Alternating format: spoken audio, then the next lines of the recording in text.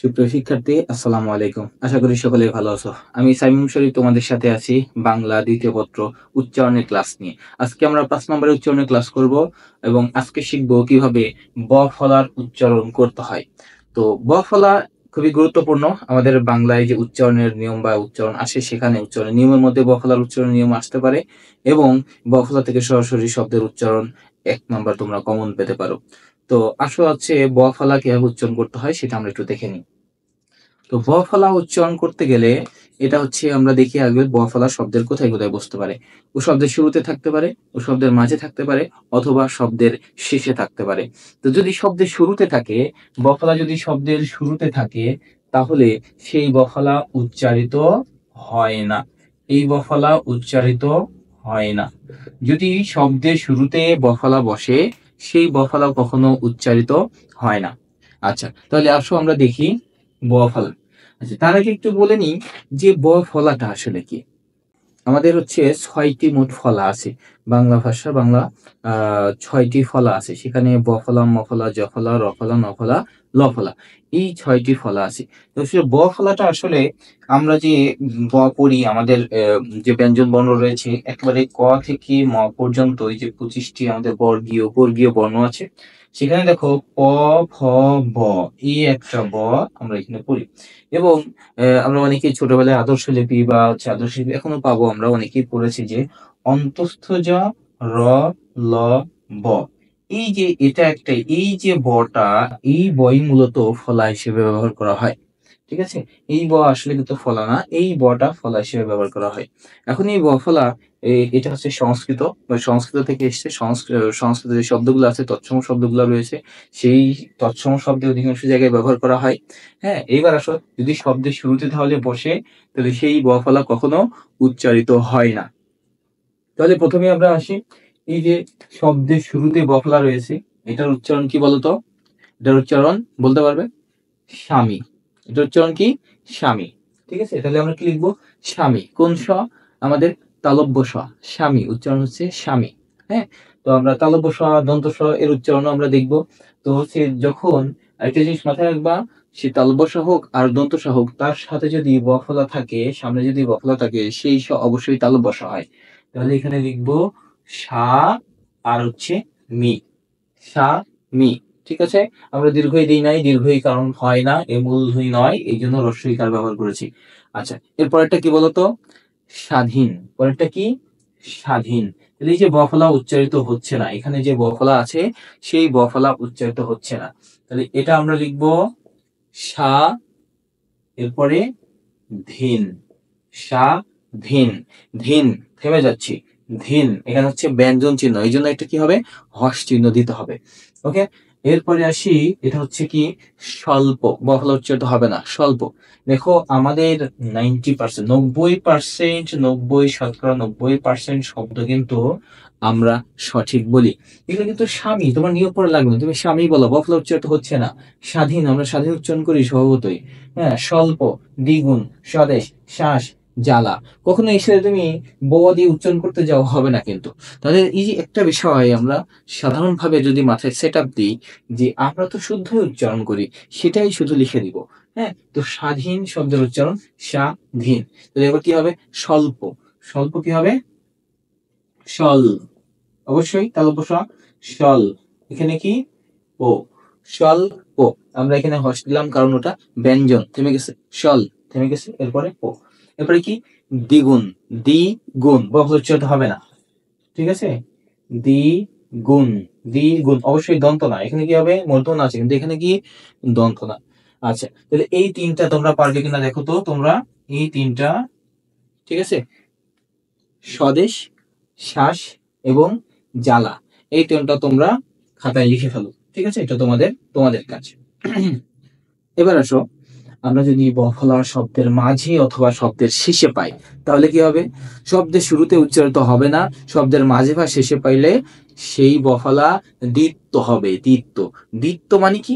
২ বার উচ্চারিত হবে। দ্বিত্ব মানে আসলে ২ বার উচ্চারিত। মাঝে বা শেষে যদি থাকে ব ফলা, সেটা হয় দ্বিত্ব উচ্চারণ। দ্বিত্ব। দ্বিত্ব মানেই ২ বার। ঠিক আছে? এই উদাহরণটা এটাই দেখো। দ্বিত্ব। কি বলছে? দ্বিত্ব। দ্বিত্ব। হ্যাঁ? এখানে আছে। তো দীপ্ত আমরা উচ্চারণ করলে কি করব? শব্দের শুরুতে উচ্চারণ হয় না, এই জন্য দীপ। তারপরে কি আছে? এই যে তয়ের নিচে ব ফলা, তাহলে এইটা কি হবে? দুইবার উচ্চারণ হবে, দীপ্ত। ঠিক আছে, এটা কি মাঝখানে আছে, দুইবার উচ্চারণ হবে, কি হবে? বিশ্বাস। কি হবে? বিশ্বাস। হ্যাঁ, তাহলে আমরা লিখবো হচ্ছে বিশ, তারপরে শ্বাস, সব কিন্তু অবশ্য বিশ্বাস, বিশ্বাস, বিশ্বাস। ঠিক আছে, এগুলো সবগুলোই অবশ্য। এখানে আমরা হস দিলাম কি জন্য? ব্যঞ্জন, এই জন্য থেমে গেছে। এটা কিভাবে উচ্চারণ বলতো? ধয় গ ফলা আছে, জয়ধ্বনি। ওটা কি? জয়ধ্বনি, জয়ধ্বনি। হ্যাঁ, তাহলে আমরা লিখবো কি? জ ইয়, ও থাকলে অন্তস্থ ওকার হয়, জ ইয়দ, জ ইয়দ, ধ্বনি, জ ইয়দ ধ্বনি, জ ইয়দ ধ্বনি। ঠিক আছে, তাহলে এই যে আমরা এখানে দিলাম। আচ্ছা, এখানে একটা কথা আছে, তোমরা একটু ভালো করে লক্ষ্য করো। সামনে আমরা অনেক শব্দ পাবো, অনেক শব্দ জফলা নিয়ম পড়বো, তখন আমরা পাবো। হ্যাঁ, তো এই যে দেখো, ধয়ে বফলা মানেই হচ্ছে এ কিন্তু দ্বিত্ব হচ্ছে, ধয়ে বফলা মানেই দ্বিত্ব হচ্ছে। কিন্তু এখানে তো আমি ধ দুইবার লিখলাম না, একটা দ দিয়েছি আর একটা ধ দিয়েছি, একটা দ আর একটা ধ, ধ দুইবার করলাম না। এখানে তয়ে বফলা ছিল, ত দুইবার লিখলাম। হ্যাঁ, সয়ে বফলা ছিল, স দুইবার লিখলাম। কিন্তু জয়ধ্বনি ধয়ে বফলা, কিন্তু ধ কিন্তু দুইবার লিখলাম না। এর কারণ কি তোমরা জানো? অধিকাংশই জানো না, তোমরা হয়তো মুখস্থ করে পড়ছো, বা মুখস্থ করলে হবে না, এটা বুঝতে হবে। দেখো, আমাদের এই যে এখানে আমরা যে পাঁচটা বর্গ আমরা লিখেছি, পাঁচটা বর্গীয় ধ্বনি, এই যে এই লাইনে যেগুলো আছে এগুলোকে বলা হয় অল্প প্রাণ, আর এইগুলাকে বলা হয় মহাপ্রাণ ধ্বনি। অল্প প্রাণ আর মহাপ্রাণ। তো এই মহাপ্রাণ ধ্বনি, এই যে মহাপ্রাণ ধ্বনি, যারা মহাপ্রাণ ধ্বনি, এরা কখনোই দ্বিত্ব হয় না। মহাপ্রাণ ধ্বনি দ্বিত্ব হয় না। ওকে দ্বিত্ব করতে গেলে ও স্বাভাবিকভাবে ওই ধ্বনির যে অল্প প্রাণ আছে সেই অল্প প্রাণটা নিয়ে নিবে।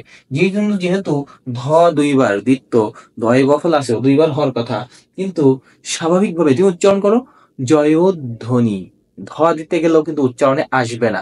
কারণ হচ্ছে কি, স্বাভাবিকভাবেই ও হচ্ছে দ নিবে, দ উচ্চারিত হবে। এই জন্য এখানে দ হয়েছে জয়ধ্বনি। ঠিক আছে, তো জ ফলা নিয়েও কিন্তু আমরা এরকম অনেক শব্দ পাবো যে আসলে মহাপ্রাণ ধ্বনি কখনো দ্বিত্ব হয় না। এই জন্য সেটাকে দ্বিত্ব করতে হলে সেই মহাপ্রাণ ধ্বনির সামনে যে আছে সেই অল্প প্রাণ ধ্বনি নিয়ে। যেমন আমরা যদি বলি আহ সভ্য, জ ফলা, জ ফলাও একই রকম। যদি শব্দের মাঝে বা শেষে যদি জ ফলা থাকে তাহলে সেটা ডাবল হয়, দ্বিত্ব হয়। এখন দেখো সভ্য, সভ্য উচ্চারণ কি? সভ্য। হ্যাঁ, তো সভ্য যখন উচ্চারণ আমরা বলছি, তখন কিন্তু আমরা লিখছি কিন্তু এরকম, সয়কার ব, ভয়কারে ভ, সভ্য।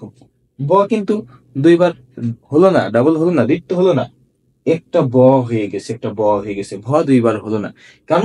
এই যে ভ একটা মহাপ্রাণ ধ্বনি, ভ যেহেতু মহাপ্রাণ ধ্বনি, এই জন্য ওর আগে যে অল্প প্রাণ ব আছে সেই বটা উচ্চারিত হয়ে গেছে। ঠিক আছে, তাহলে এটা কি হবে? বিদ্যান। এটা কি? বিদ্যান। পারবে তুমি? হ্যাঁ, এটা কি? পক্ক। এবং এটা অশ্ব, এটা বিশ্ব। লিখে ফেলো, এগুলা খাতায় লিখে ফেলো, এগুলা অনুশীলন করে ফেলো। তাহলে আশা করি তোমাদের এই যে ব ফলার যে উচ্চারণ, এটা তোমরা বুঝতে পারছো। এরপরে আমরা এখন দেখব যে আসলে কোন কোন জায়গায় ব ফলা বহাল থাকে, কোন কোন জায়গায় ব ফলা বহাল থাকে। খুবই গুরুত্বপূর্ণ, পরীক্ষা এখান থেকে প্রায় আসে, এবং কয়েকটি মাত্র শব্দ আছে, আমরা শুধু দেখব যে আসলে কোন জায়গায় ব ফলার উচ্চারণ দ্বিত্ব হয় না বা বহাল থাকে। সেই বহাল থাকে কি? তুমি যদি দেখো দয়ের সাথে ব ফলা এবং গয়ের সাথে ব ফলা, যদি দয়ের সাথে এবং গয়ের সাথে ব ফলা থাকে, তাহলে সেই বফলা বহাল থাকে, তার মানে উচ্চারিত হবে, ও হচ্ছে উচ্চারিত হবে। তো এখানে দেখো কয়েকটি উদাহরণ রয়েছে। উদ্বেগ, কি উচ্চারণটা আমরা দেখো, ওই যে বললাম আমরা সঠিক বলি, আমরা এটাকে কিন্তু উদ্বেগ বলি। এটাকে কি বলে বলতো? উদ্বেল।